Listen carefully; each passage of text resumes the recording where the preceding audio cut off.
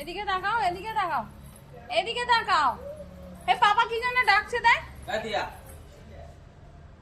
Tata.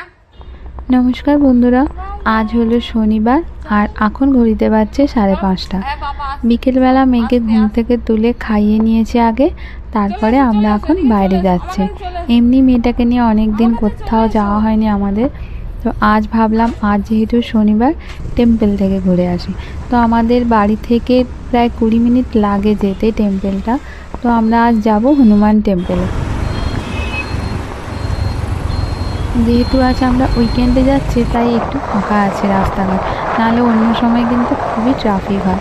আর দূরে ওই যে দেখতে পাচ্ছেন লেকটা, এটার নাম আগ্রা লেক। এর আগে আমরা অনেকবার এসেছি, পরে একদিন আসবো। আর এই যে দূর থেকে দেখা যাচ্ছে টেম্পলটা, তো আমরা একেবারে টেম্পলের কাছাকাছি চলে এসেছি।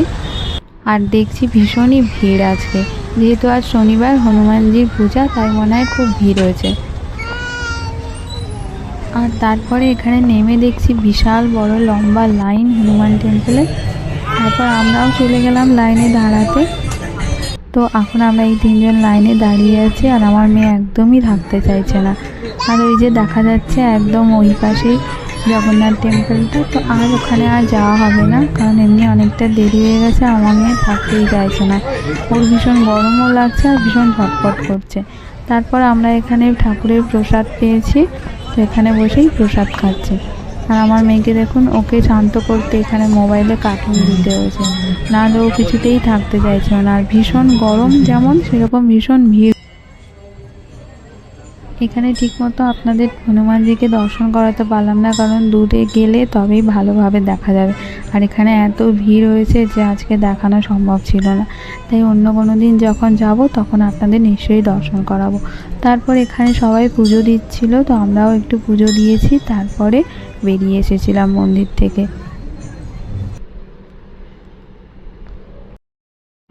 এখানে এই যে দূর থেকে ভগবানকে দেখা যাচ্ছে, তো আমরা ঠিক করেছি আর একদিন এসে ভালোভাবে দেখে ঘুরে যাব। আর পাশে জগন্নাথ টেম্পল, ওটাও দেখে যাব। তো আমরা এর আগে অনেকবার এসেছি এই টেম্পলে, তো পরে একদিন আসবো আবার আর আপনাদের দর্শন করাবো।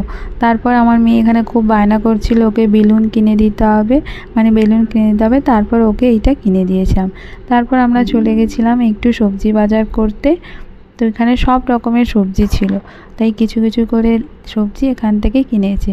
আর যেহেতু এখন গরম, তো তাই এখন সবজির দামও ছিল খুব, তাই যে